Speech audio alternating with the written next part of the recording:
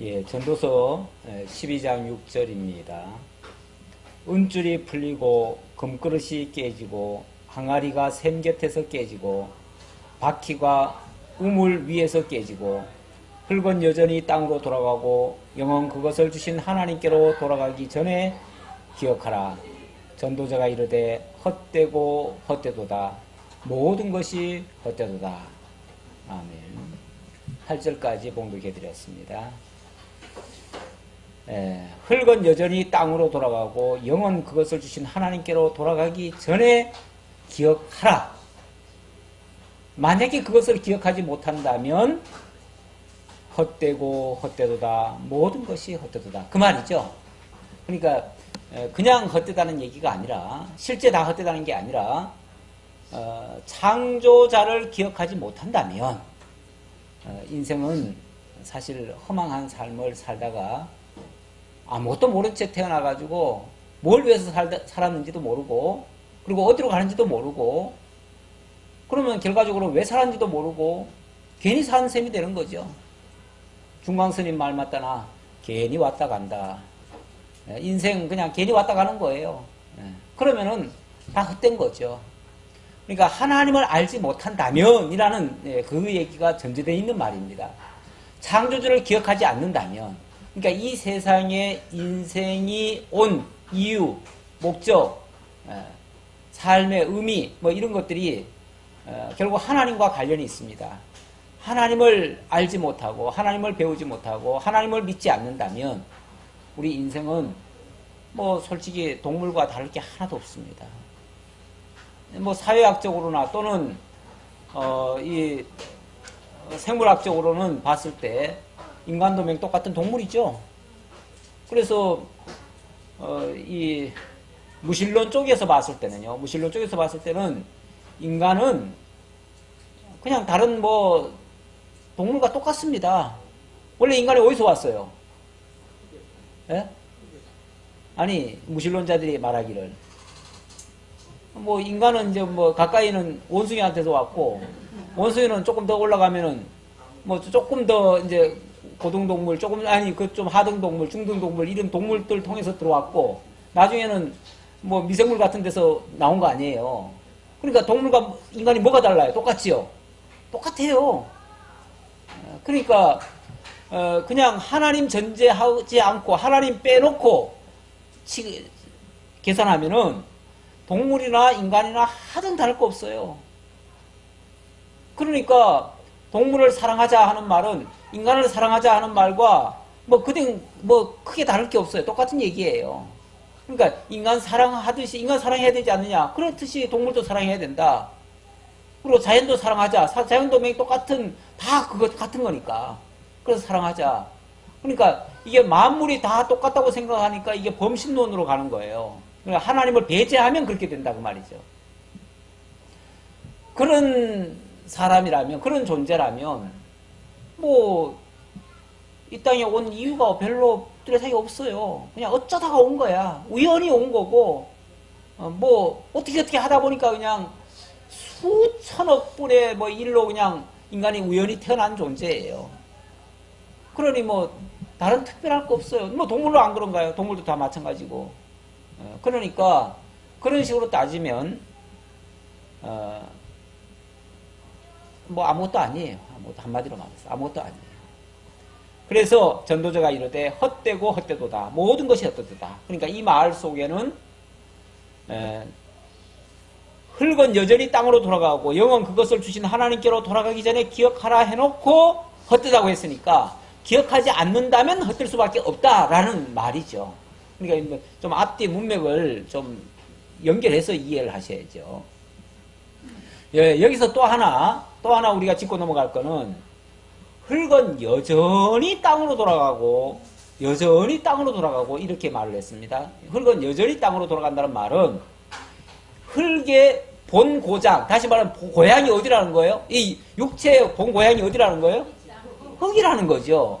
그러니까 그 흙에서 와가지고 여전히 그렇게 살다가 그 본래 곳으로 돌아가고 그 말이죠. 그러니까 우리 인생의 이 육체라고 하는 거는 원래 흙에서 왔다는 것을 지금 설명한 것이고, 흙에서 왔다고 하는 거는 흙에서 그냥 우연히 발생한 게 아니고 하나님이 흙으로 빚었다 그 얘기죠. 그 말이 있는 거죠. 그 말을 지금 다 내포한 말이지.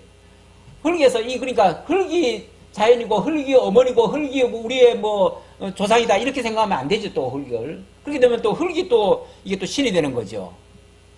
그러니까 우리가 이게 자칫 잘못하면요 범신론 쪽으로 빠질 수도 있어요.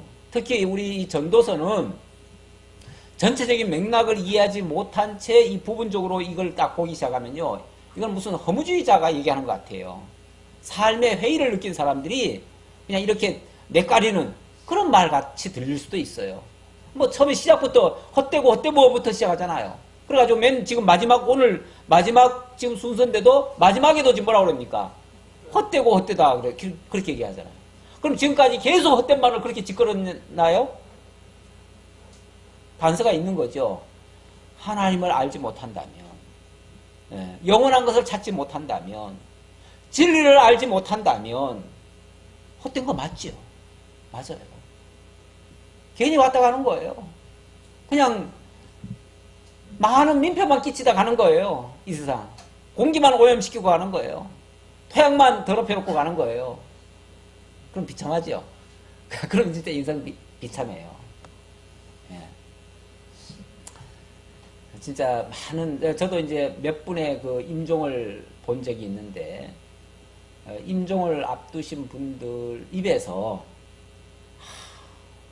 헛쌌다.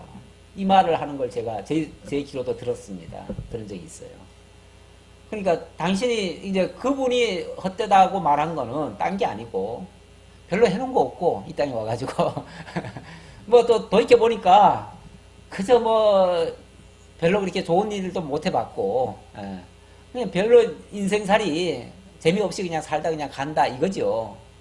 그리고 참 이렇게는 좀 했으면 좋았을 걸 그걸 못 하니까 그게 이제 한으로 남고 그런 의미에서 이제 헛되다 얘기한 건데 사실 그것보다는 하나님을 찾지 못한 거, 하나님을 발견하지 못한 게 가장 안타까운 거죠. 그러니까 하나님을 들려주면 막말로 세상 거 아무것도 안 가져도 다 놓고 가도 아깝지 않습니다. 보화를 찾았잖아요, 보화를. 예수님 그 비유 속에 보면 어떤 사람이 밭을 갈다가 보화를 발견하면 자기의 모든 것을 다 팔아다가 뭐 한다고 그럽니까? 그 밭을 산다고 그러죠. 그 밭을 사서 뭐예요? 그 밭에 있는 보석을 얻기 위한 거죠. 그러니까 그 알짜배기 그 보석만 얻는다면 내 모든 전재산이고 내 모든 생명이고 다 잃는다 할지라도 손해가 아니라는 거죠. 진정한 가치를 찾은 거죠.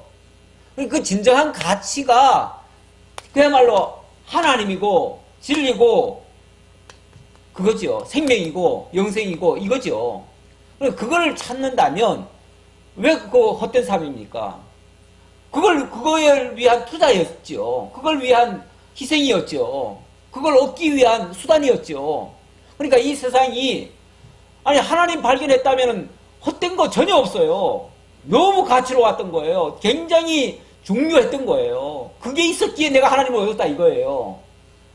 어떤 면에서 뭐 과거의 삶이 내가 좀 뭐 죄도 짓고 뭐 좀 못된 짓도 많이 하고 좀 내가 뭐 내 계획을 제대로 이루어내지 못한 게 있다고 쳐도 그것마저도 내가 그 죄 때문에 하나님을 발견했잖아요. 그렇잖아요?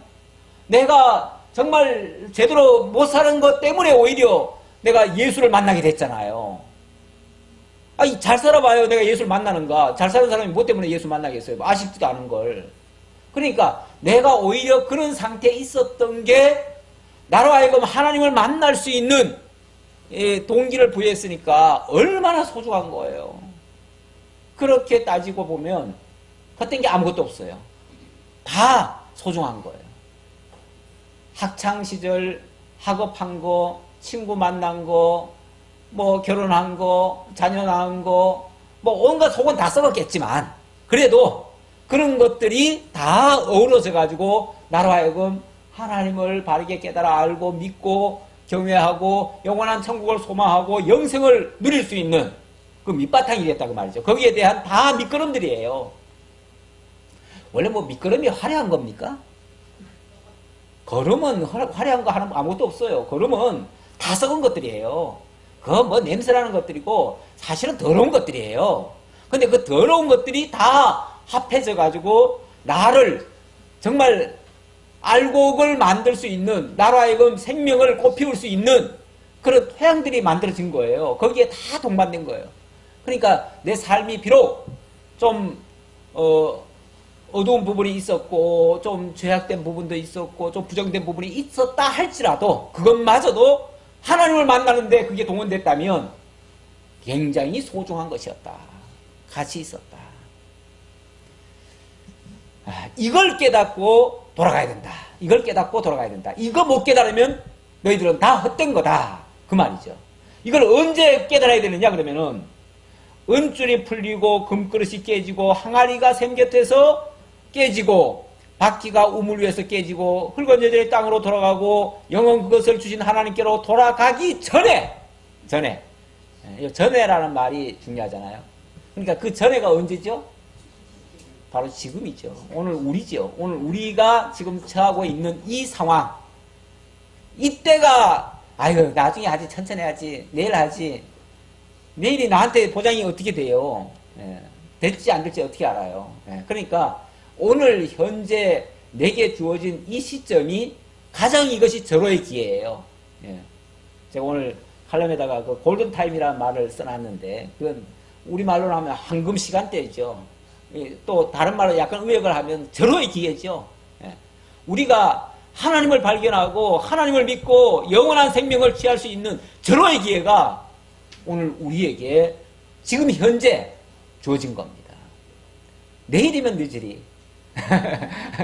무슨 내일은 내 거 아닙니다. 솔직히 내 거일 수도 있지만 아닐 수도 있어요. 그러니까 오늘이라고 하는 날에 최선을 다해서 하나님을 배우고 정말 어떤 면에서요. 저도 마찬가지고요. 저도 처음부터 예수 믿는 사람 아니잖아요. 저도 처음부터 예수 안 믿었고 어렸을 때 어렴풋이 예수 믿다가 또 청년 때 돼가지고는 또 제 마음대로 살았어요. 그러다가 또 이제 결혼 앞두고 제가 이제 열심히 그때는 막 믿으려고 애를 썼지만 그때는 솔직히 뭐가 뭔지도 모르고 그냥 열심만 냈어요. 열심만 내다가 제가 집사람 만나고 어떻게 보면은 말씀 있는 교회를 만난 것이 저에게는 또 그것이 절호의 기회였어요. 하나님을 알 수 있는. 그리고 그때부터는 막 내가 적극적으로 야 이거 깊이 알아야 된다. 배워야 된다. 그래가지고 제가 막 적극적으로 배우려다 보니까 사업이고 뭐고 다 때려치우고 막 신학교로 가고 뭐 이렇게 이제 하게 됐는데 이게 어찌 보면 저로서는 그게 하나님을 배우고 하나님을 만나고 하나님과 동행하는 아주 그냥 가장 중요한 시점이었어요. 그러기까지 나머지 것들은 다 거기에 소비되는 소비재들에 불과했어요. 소비재들. 그거 설령 다 잃었어도 그건 뭐 어차피 소비재들이니까. 소비재라는 거는요 항상 내 거 아니에요. 그냥 어떤 목적을 달성하기 위해서 사용하고 버리는 것이 소비재들이에요. 요즘 뭐 메르스 때문에 그 뭐 방호복 입고 한번 한다는데 방호복 입고 막 그 치료받으러 하고 들어간다는데 그거 한번 들어가가지고 한 3시간 쓰고는요 다 갖다 버려야 돼. 그거 다 화장해야 돼. 다 태워버려야 돼요. 그 비싼 것도 어쩔 수 없어요. 다 버려요. 뭐 몽땅 그러죠. 사실 뭐 그런 것들이 어마어마하게 많습니다. 이 세상에서는요 뭔가를 얻기 위해서 그 주변에 소비하는 그런 것들이 어마어마하게 많습니다. 지금 뭐 원자력 이런 발전도 하는 거 보면요 원자력 그 안에 한번 들어갔다 나오면요 그 방호복 들어갔다 다 벗어가지고 그거는 어디 묻지도 못해. 태우지도 못해 그거는. 그래가지고 그거는 깡통에다 담아가지고 저 지하 땅속 굴 파가지고 그 속에다 가둬놔야 돼요. 거기서 방사성이 계속 나오니까. 그만큼 그 전기 하나 얻겠다고 그 보이지도 않는 그 전기 하나 얻겠다고 그 수많은 사람들이 그 수많은 원료 수많은 그 원자재를 갖다가 섞어가지고 사용하고 다 버리는 거예요. 그래도 그걸 얻는다면 가치가 있다는 거 아니겠어요? 그렇죠? 그걸 잃는다 할지라도. 그러니까 이 세상에 보면 너무너무 어찌 보면은 낭비적인 요소들이 많아요. 그러니까 경제학자나 이렇게 뭐 세상적으로 머리 쓰는 사람들 눈에는요 그런 것들이 다 무가치하게 보여요. 이건 다 무익하다 이렇게 생각하는데 사실 무익한 건 아무것도 없습니다. 오늘 아침에 뉴스에 뭐가 나왔냐면은 소련에서 미국 나사한테 공식적으로 이의를 제기했어요. 당신네들 지금 50년 전에 달나라 갔다 왔다는데 진짜 갔다 왔느냐? 진짜 갔다 왔느냐? 갔다 왔다면 그 증거를 들이대야 되는데 그 증거가 지금 하나도 없어요. 거기서 가져왔다고 하는 그 암석도 지금 사라졌어요. 거기 갔다 온 사람은 지금 의문의 사고로 다 죽었어요. 그리고 거기 있었던 사람들을 그리고 그때 촬영했다고 하는 그 필름들은 다 사라져 버렸어요. 다 분실했대요. 그럼 지금 아무런 흔적이 없어요. 증거가 없어요. 그런데 그 뒤로 지금까지 한 번 간 적이 없잖아요. 그리고 지금 기술로도 설명이 안 돼요. 그리고 그때 짜게 찍었다고 하는 그 복제 사진들은 있는데 복제 사진을 보면은 거기서 그냥 그 성조기가 벌럭벌럭거리고 있어요. 그 공기도 없는데 무슨 성조기가 벌럭거리고 있어요.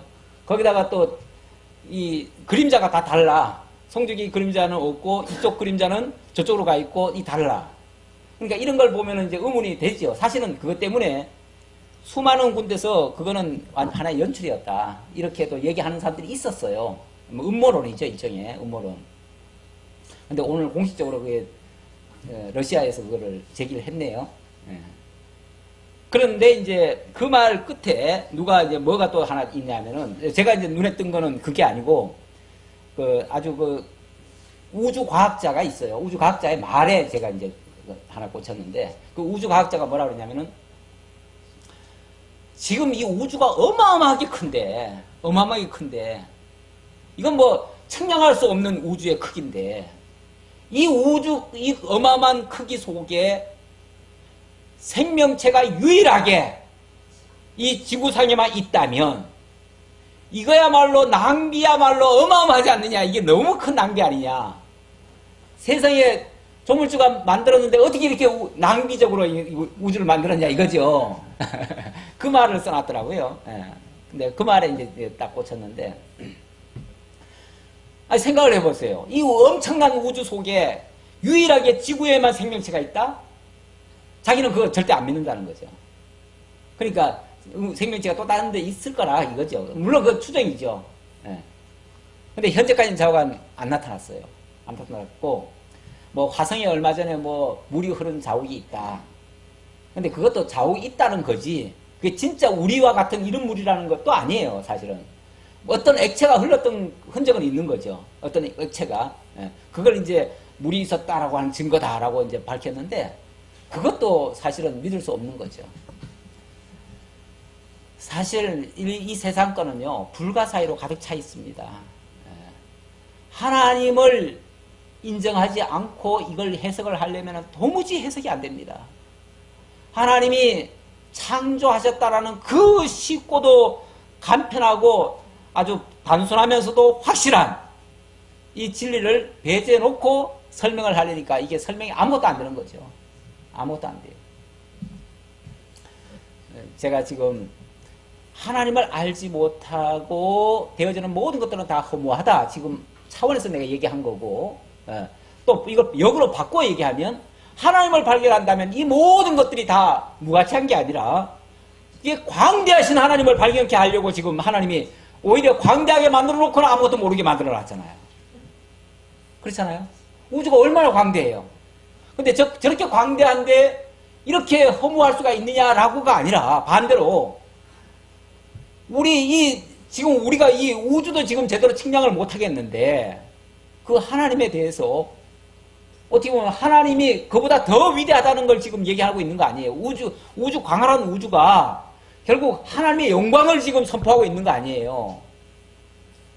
그러면 그걸 통해서 우리가 하나님을 바라볼 수 있는 눈이 열린다는 거는 이 모든 것이 다 무가치하게 여겨진다 할지라도 그것이 결국은 하나님을 드러내는 거니까 우리에게는 그것이 하나님을 계시하는 거죠. 분명히 이게 그냥 무의미하게 저렇게 하늘에 별과 달들이 떠 있는 게 아니고 그게 하나님 당신의 영광을 우리한테 지금 계시하고 있다니까요. 그러니까 우리는 하나님 발견하는 그 소도구들로 그걸 지금 사용하고 계시다는 거예요. 우리에게 하나님 당신을 드러내 보여주는, 알게 하는 그런 소품들이에요, 소품들. 그런데 그거를 하나님 배제해 놓고 나서 그거 자체만을 가지고 거기서 가치를 얻으려고 하니까 거기서 가치를 못 찾으니까 이게 무가치하다 이런 소리가 나오는 거죠. 낭비다 이런 소리가 나오는 거죠.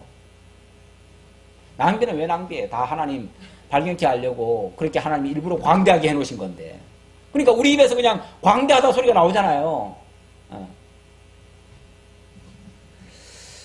자, 그래서 하나님을 바로 깨달아야 된다. 그리고 또 하나, 흙은 여전히 땅으로 돌아가고 영은 그것을 주신 하나님께로 돌아간다. 자, 여기 육과 영의 이 분명한 차이가 있음을 지금 얘기하고 있어요.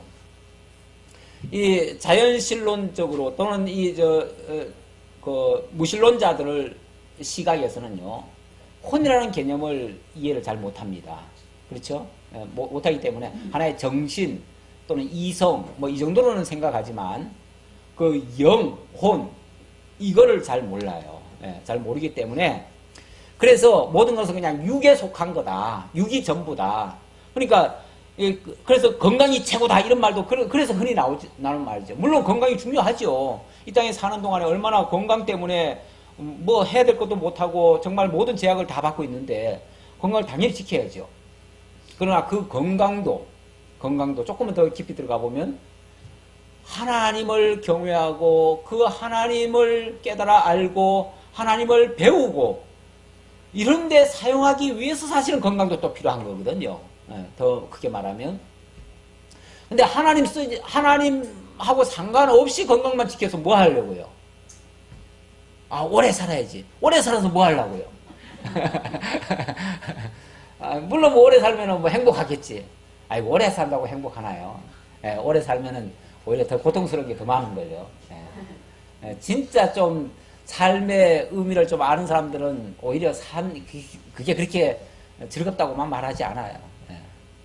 그래도 뭐 개똥밭에 굴러도 이 땅에 이승이 났다고 어쨌든 그냥 육으로 그냥 사는 게 좋다고 생각하는데 그건 결코 아직 제대로 알지 못하고 하는 소리들이죠. 이게 분명한 거는 이렇게 육은 하나님께로부터 흙에서 취함을 받았기 때문에 여전히 흙으로, 그러니까 본래 곳으로 돌아간다 그 말이고, 우리 영은 그것을 주신 하나님께로 돌아간다. 그것을 주신 하나님께. 그러니까 이 영이라고 하는 것은 원래 육이 있고 육이 인간의 그러니까 전부가 아니고 그 육에다가 하나님이 영을 불어넣어 가지고 이 육을 지금 쓰고 있다는 그 얘기예요. 그러니까 육은 엄밀하게 말하면은 나라고 하는 존재가 아니에요. 육은 그냥 나라고 하는 존재가 빌려 쓰고 있는 집이죠. 집. 그렇죠? 집이고 나라고 하는 그 존재, 영원한 존재는 하나님께로부터 받은 또는 하나님이 주신 그 영이에요. 하나님이 주신 생명이죠. 그 영원한 생명, 그게 진짜 맥이 나고 그 나가 이 땅에 사는 동안에 육신을 지금 새들어 사는 거나 마찬가지예요. 근데 물론 새도 뭐 좋은 집이면 낫겠죠. 좋은 집이면 낫겠지만 어쨌든 뭐 좋은 집도 한 세월, 뭐 나쁜 집도 한 세월 자관 어디 우리가 객지 가끔씩 여행 나가지만은 나가서는 조금 힘들어도 그냥 2, 3일만 참으면 다 오잖아요. 그러니까 그냥 잠깐 견디면 되는 거예요. 그거는 그게 전부가 아니에요. 그러니까 이런 진정한 가치를 알면 뭐 육신이 조금 뭐 힘들고 그렇다고 해도 그것 때문에 낙심하고 절망할 일은 아닌 거죠. 예를 들면 어쨌든 이렇게 영과 육이 분명히 구분되어 있다는 것을 말씀드리고 그 영이 참된 나, 참된 자아라는 거죠. 진짜 나라는 거죠. 나고 이 육은 그냥 이거는 낡으면 갈아입어야 할 옷에 불과하다. 그래서 성경은 이걸 집으로도 비유하고 옷으로도 비유를 하죠. 새 옷, 헌 옷 그러잖아요. 마치 헌 옷 벗어버리고 그래서 인간은 사실은 육신의 죽음이라고 하는 걸 다 맞이해야 됩니다. 그 맞이하는 거는 생명이 끝나서 사망이 아니라 죽어서 끝나는 게 아니라 망하는 게 아니라 이거는 영원한 생명으로 이제 돌아가기 위해서 그러니까 그 주신 하나님께로 돌아가기 위해서 옷 갈아입는 거예요. 옷 갈아입는 거. 그리고 이 몸 이대로는 못 가니까, 왜냐면 이 몸은 이 더러운 육체의 흙에서부터 왔고, 이거는 부정한 상태에 있기 때문에 그 부정한 걸 벗어버려야죠. 그래서 어쩔 수 없이 이거는 벗어버려야 됩니다. 벗어버리고, 이건 이제 새 옷으로 갈아입어야죠, 새 옷으로. 이거는 이제 신령체로 갈아입어야죠. 그래서 우리의 영은 신령체는 예수님의 부활하신 모습처럼 그렇게 시공형을 초월한 그런 모습으로 이제 완전히 탈바꿈이 되어서 본래 주신 그 하나님께로 돌아가서 그 하나님과 더불어 영원토록 사는 그것이 우리에게 남아있는 일들이다 그 말이에요. 그런데 이걸 잘 깨달았으면 그러면 왜 헛되게 했어요? 헛된 게 아니죠. 괜히 온 게 아니죠. 괜히 온 게 아니고 여기 와가지고 그것을 발견하고 그것을 깨달아가지고 지금 가는 거 아니에요. 그리고 하나님의 은혜와 사랑이나 하나님의 능력이나 하나님의 영광을 지금 담뿍 안아가지고 가는 거 아니에요. 그러니까 이 땅에 와서 그냥 왔다 가는 게 아니고 하나님을 엄청나게 지금 배워가지고 영원토록 하나님과 더불어 살 수 있는 그런 조건을 만들어가지고 가는 거죠. 그러니까 이 땅이 그냥 왔다 가는 공간이 아니에요. 하나님 배우는 공간이고 하나님 깨닫는 공간이고 하나님 영원히 같이 살 수 있는 준비하는 과정이고 그래서 이 제세기간이라고 하는 게 정말 소중한 그래서 그 하나님을 바르게 알기 위해서 몸도 관리해야 돼요. 사실은 이 땅에 사는 동안 뭐 빨리 가면은 물론 뭐 다 깨달았으면 빨리 가도 되고요. 그렇지 않으면 좀 건강한 상태에서 하나님 배우기에 더 진력하고 그만큼 하나님 영광을 많이 깨달을수록 가서 찬양거리가 많으니까요. 우리 인생을 또 이사야에서 43장에서 보면 하나님은 인생을 지으실 때 하나님을 찬양하기 위해서 지었다 이렇게 또 표현을 했어요. 그러니까 찬양을 하려면요 찬양거리가 있어야 찬양할 거 아니에요. 우리가 막 감탄을 하는 것도 괜히 감탄합니까? 그냥 가만히 있다 그냥 야 이럽니까? 그거 아니죠. 뭘 봐야 뭘 감탄을 하죠. 뭘 봐야 감탄을 하는데 그 본다는 거는요 그냥 어떤 우여곡절이라든지 엄청난 어려운 일이라든지 아니면 굉장히 광대한 걸 봤다든지 그런 걸 봐야 뭐가 나오는 거죠. 우리 속에서 탄성이 터져 나오는 거죠. 그래서 하나님은요 우리를 굉장히 거칠고 힘든 길로도 끌고 다녀요. 그리 다녀야 뭘 보니까 놀라운 걸 많이 보니까 놀라운 것들 하나님 역사들을 볼 거 아니에요. 그래서 하나님 당신 찬양 받으시려고 이스라엘 백성들을 애굽에 내려보내가지고 400년간 뭐 하게 하고 종살이 하게 하고 그 다음에 또 어디로 가요? 홍해를 건너가지고 그것도 좋은 길 놔두고 사실은 블레셋 땅으로 올라가는 길이요 좋은 길도 있어요. 육지도 있어요. 육지로 가면 7일이면 가요. 근데 하나님이 일부러 돌쳐서 그냥 빅돌과 비하이로 그 사이 길로 완전히 절벽이에요. 절벽 사이로 길로 해가지고 뒤에는 애국 백성들 쫓아오게 만들어가지고 뭐 어떻게 합니까? 홍해로 그냥 들어가게 만들잖아요. 홍해 속에서 지금까지 세상에서 못 본 역사를 보는 거죠. 그리고 자기네들은 정말 안전하게 다 건져놓고 마른 땅을 거쳐서 안전하게 건져놓고 뒤에서 애국 백성들 다 수장을 시켜버리는 이 역사를 보여주잖아요.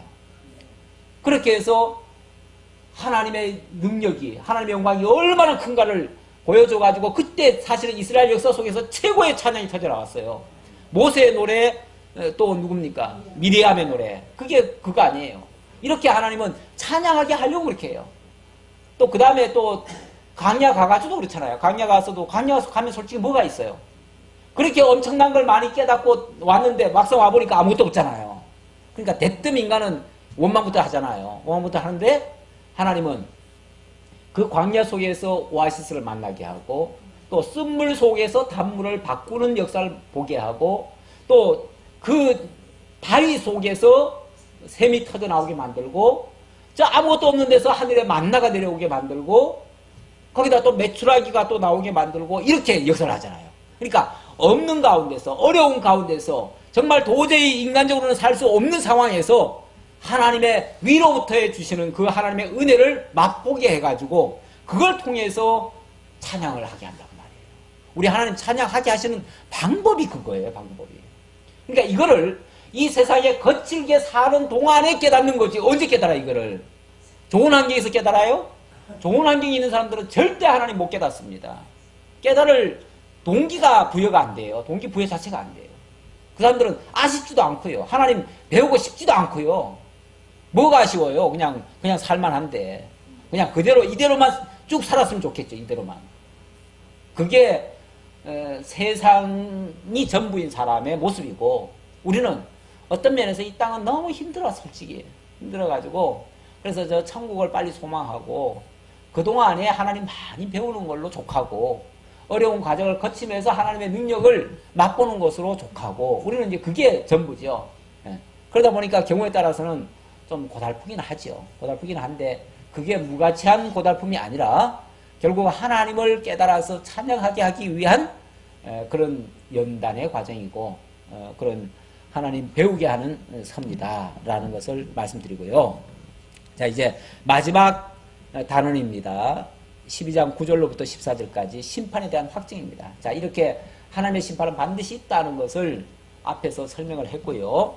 거기에 대한 확증을 또 해주는데, 이 확증이라고 하는 거는 사실 뭐 어떤 사람이 그거 분명해 그런다고 확증이 됩니까? 확증이라고 하는 거는 결국 하나님의 말씀에 의해서 확증이 되어져야죠. 결국 하나님의 역사에 의해서 확증이 되어져야 되는데, 자, 그걸 설명하기 위해서 9절로부터 11절에 보니까 지혜자들의 말씀이 모두 다 한 목자에게서 나온 진리다 라고 설명을 합니다. 이건 한마디로 말하면 성경을 얘기하는 거예요. 성경은 다 어디서 나왔다? 한 목자에게서 나왔다. 한 목자, 바로 성령, 하나님의 말씀이다. 그렇기 때문에 하나님의 말씀이 이렇게 하신다면 이건 틀림없다 그 말이죠. 그걸 지금 다시 한번 강조하는 장면이에요. 전도자는 지혜자이어서 여전히 백성에게 지식을 가르쳤고 또 깊이 생각하고 연구하여 자문을 많이 지었으며, 전도자는 힘써 아름다운 말들을 구하였나니 진리의 말씀들을 정직하게 기록하였느니라. 여기 전도자라고 표현을 했는데, 물론 이 본서를 기록한 사람이 솔로몬이고, 솔로몬이 자기를 가리켜서 전도자라고도 얘기를 했고, 전도자는 또 지혜자라고 또 이렇게 표현을 했습니다. 그럼 자기가 굉장히 나 똑똑해 이렇게 말한 겁니까? 나 지혜자야 이렇게 말한 겁니까? 사실 인간적으로는 솔로몬도 말년에는 별로 지혜롭지 못한 모습이 나타났죠. 그러니까 인간의 지혜라고 하는 거는요, 한계가 있어요.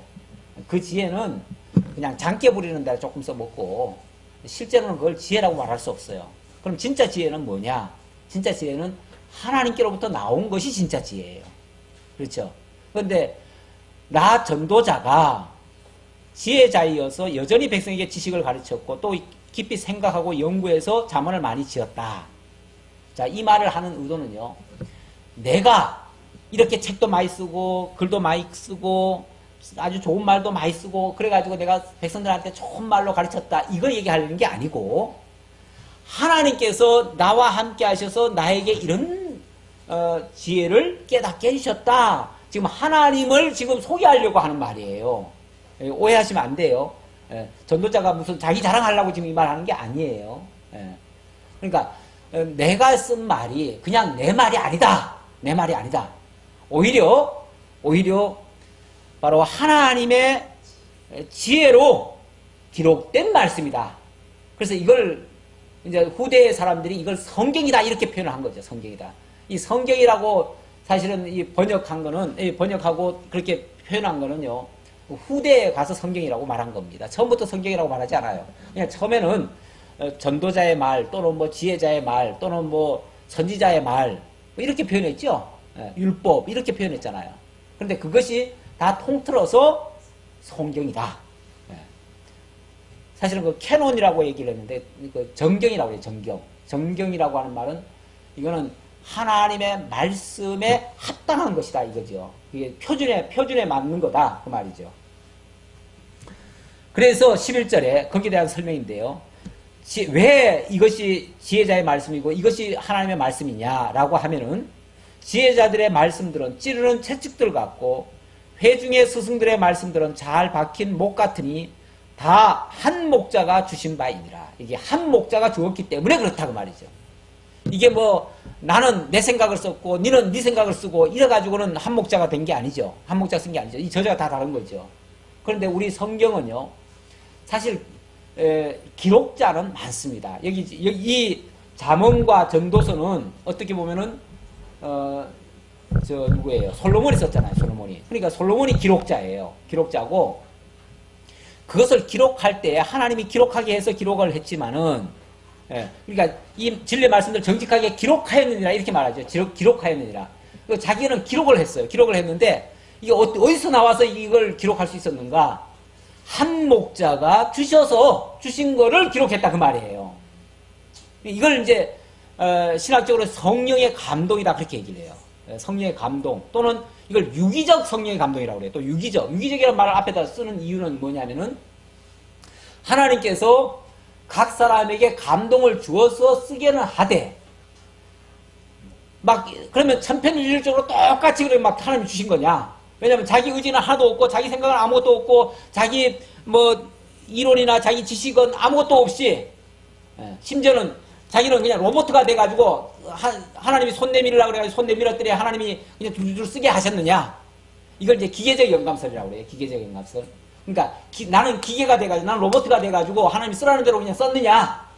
그게 아니고 유기적이라는 말은 하나님이 내 생각과 내 지식과 내 환경과 내 조건과 내 모든 이론과 내 모든 생각을 다 사로잡아가지고 당신의 뜻을 당신의 온전함을 드러내는 일에 사용을 하셨다 그 말이에요. 그래서 유기적이라는 표현을 써요. 유기라고 하는 건 서로 막 연결되는 거잖아요. 그렇죠? 그러니까 내 모든 것까지도 하나님이 다 활용을 하신 거죠. 다 사용을 하신 거죠. 사용을 해서 그러니까 솔로몬은 솔로몬의 형체대로 솔로몬의 그 특성대로 기록을 했어요. 기록을 했는데 하나님의 말씀에는 어긋남이 하나도 없어요. 이사야는 이사야의 특성에 따라서 기록을 했는데 역시 하나님의 말씀에 어긋남이 없어요. 뭐 마태는 마태가 기록을 했지만 그건 역시 하나님의 전체 성경과 위배되지 않아요. 이걸 이제 유기적 영감이라고 그래요.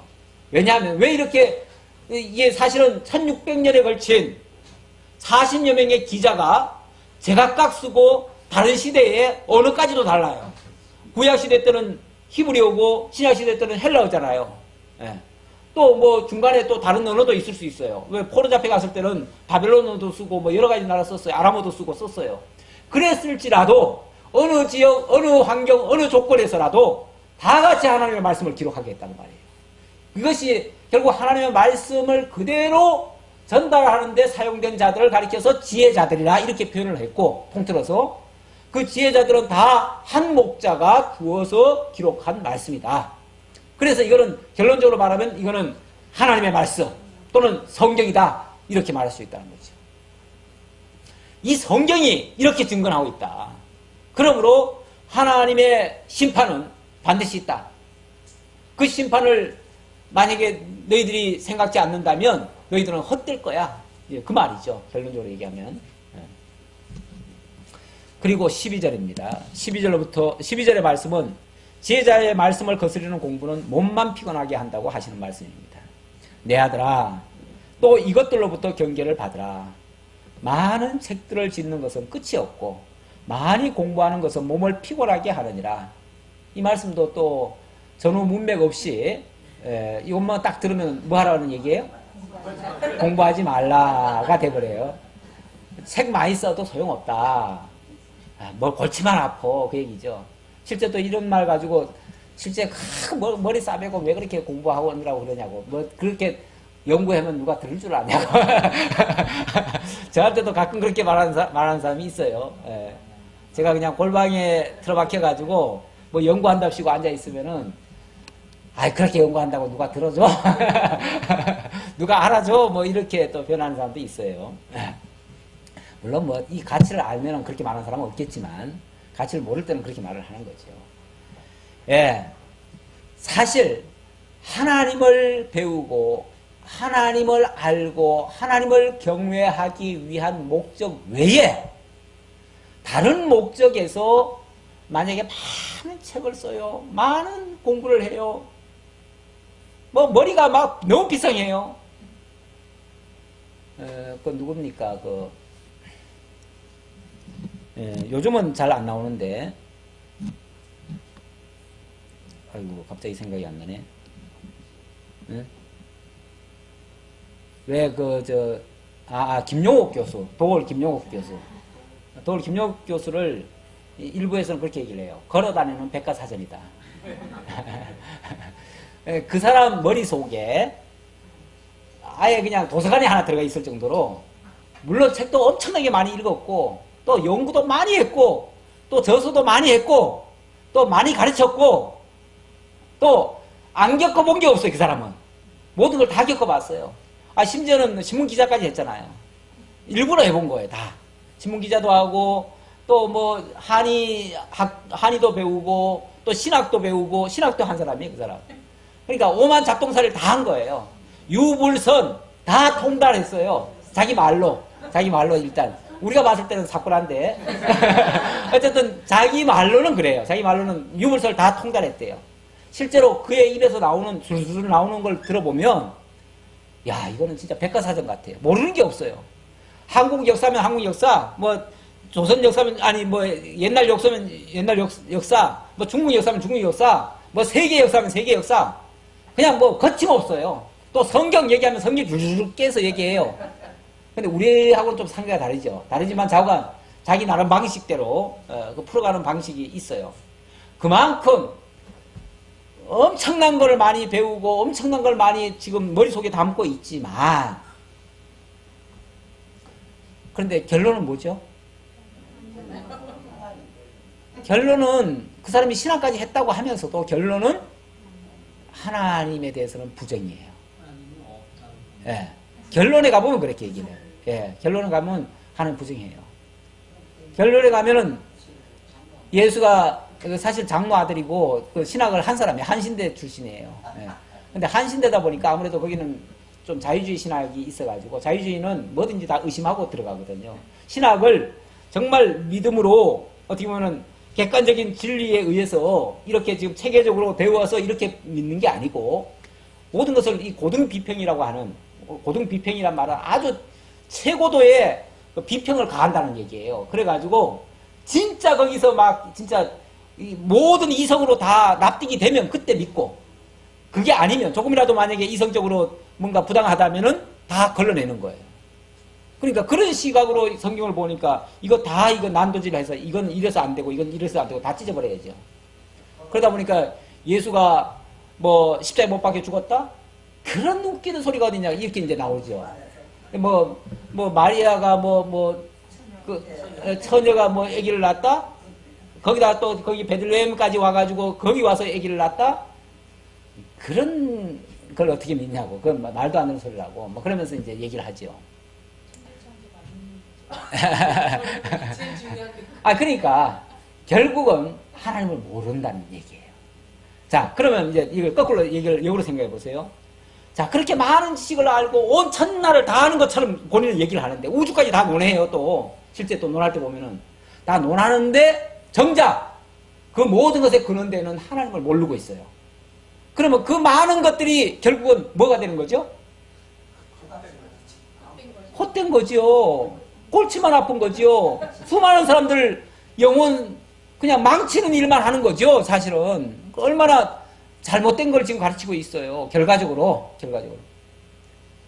그러니까 하나님을 가르치기 위해서 배우는 게 아니고, 하나님을 알기 위해서 책을 쓰고 연구하고 이게 아니라면, 그 많은 것들이 오히려 많은 사람들을 죽이는 일만 오히려 할 수도 있고요. 헛될 수도 있고요. 자기도 골치 아파요. 자기도. 그런 사람 제정신으로 못 삽니다. 나중에 가보면. 제가 악담하는 게 아니고 누구를 지칭했으니까 좀 미안한데요. 뭐 예를 들은 건데, 이런 예가 많다는 거죠. 세상에는요. 누굽니까? 세계적인 물리학자, 완전히, 그렇죠. 호킨스? 호킹 박사. 스티븐 호킹 박사가, 물론 그분은 그냥 병인 것 같지만은 사실 머리는 얼마나 좋잖아요. 뭐 우주를 진짜 논하잖아요. 그런데 그분도 하나님을 부정합니다. 하나님을 부정해요. 근데 얼마 전에 그분에 관한 영화가 나왔는데 그 영화를 보니까 그 아내는 예수를 믿어요. 그래서 그 아내는 정말 인간이 불쌍해서 살아주는 거예요. 정말 사랑과 모든 힘을 다 쏟아가지고 그 남편에게 하나님을 소개하고 예수를 믿고 우리도 영원히 살자 그러면서 이제 이렇게 전도를 하는데 자기는 믿을 수가 없다는 거죠. 믿을 수 없다 이렇게 얘기를 하고, 그러나 이제 하나, 그럼에도 불구하고 당신이 나를 위해서 이렇게 희생해 주는 걸 봐서는 있을 수도 있겠다. 있을 수도 있겠다. 이 정도죠. 이 정도고 실제로는 안 믿어요.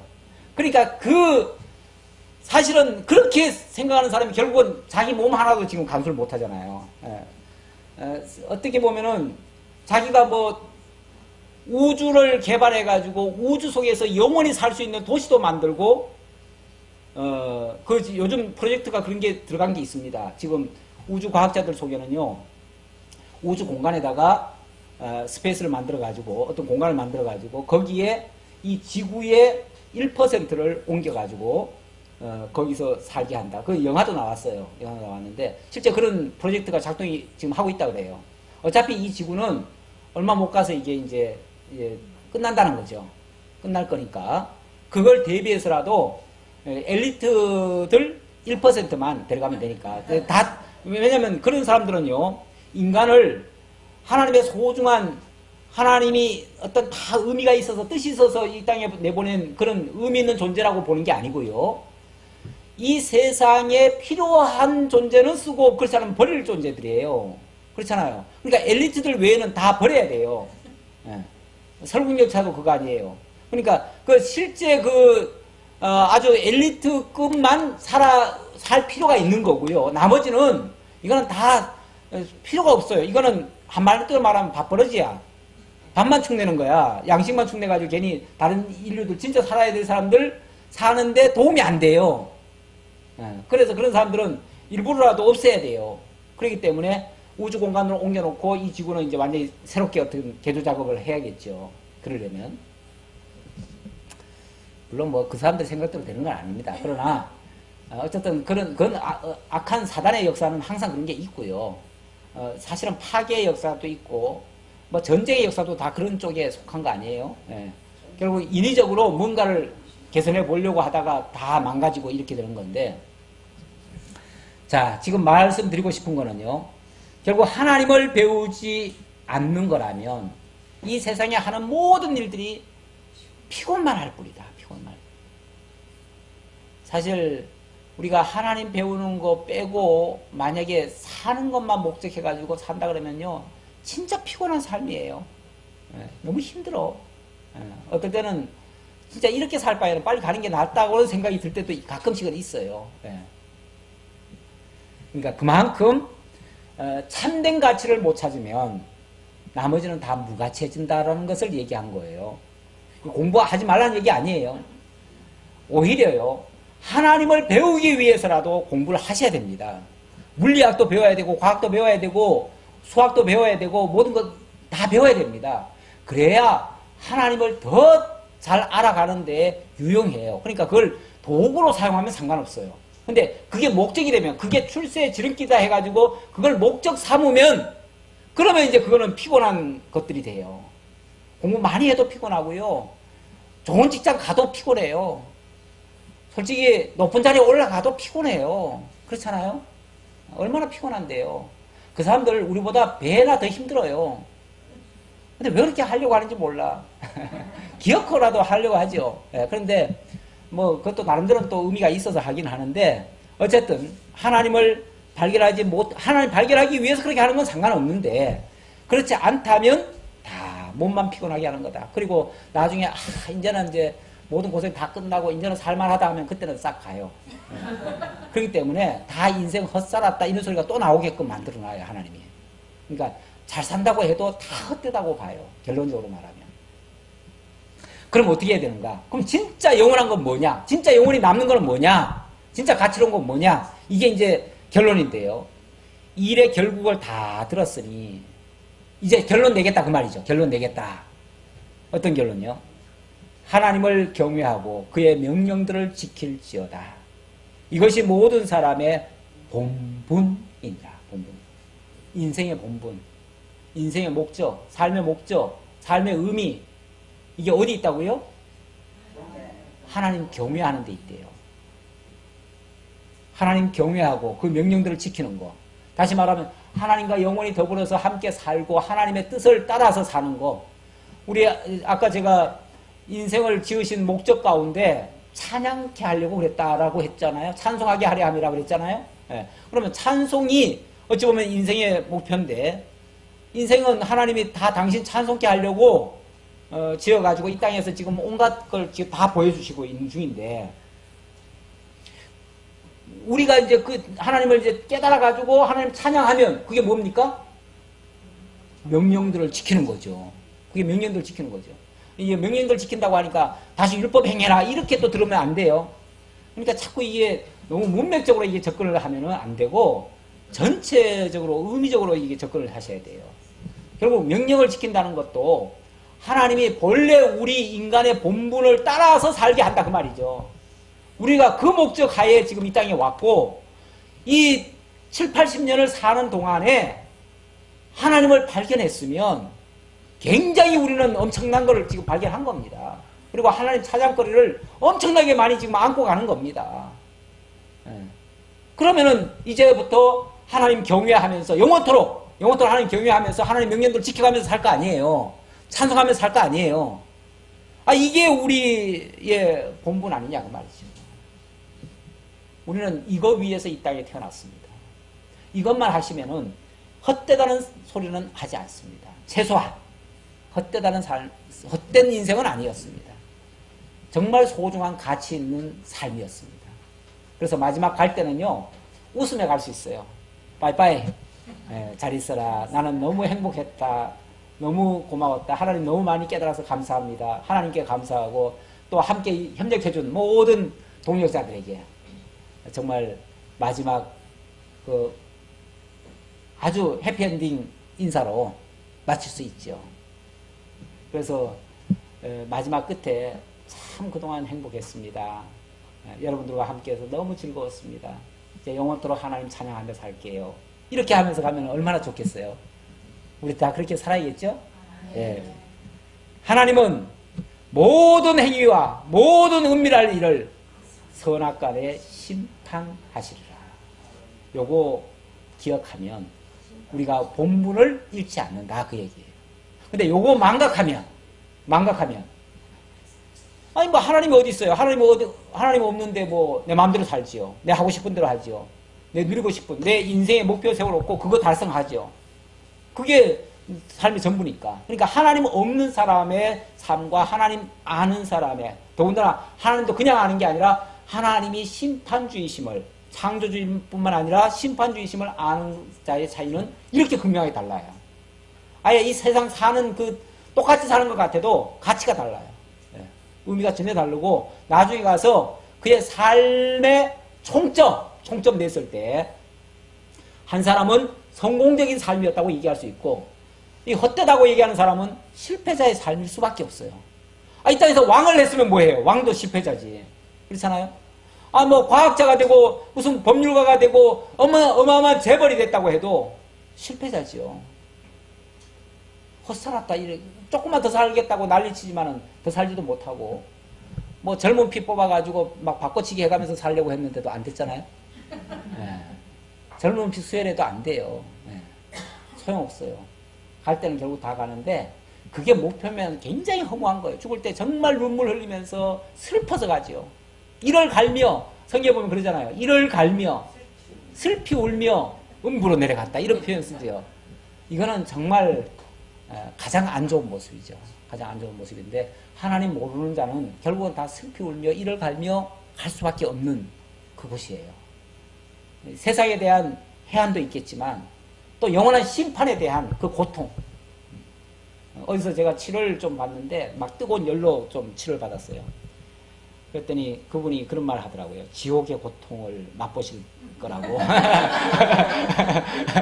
그래, 지옥의 고통을 맛보는데 이래도 지옥 갈 거냐고 그러더라고. 그래, 난 절대 못 가요. 너무 아파가지고 그런 고통은 당하고 싶지 않더라고요. 근데 지옥이 그렇대요. 그런 고통에 우리가 참여하면 안 되겠지요. 네.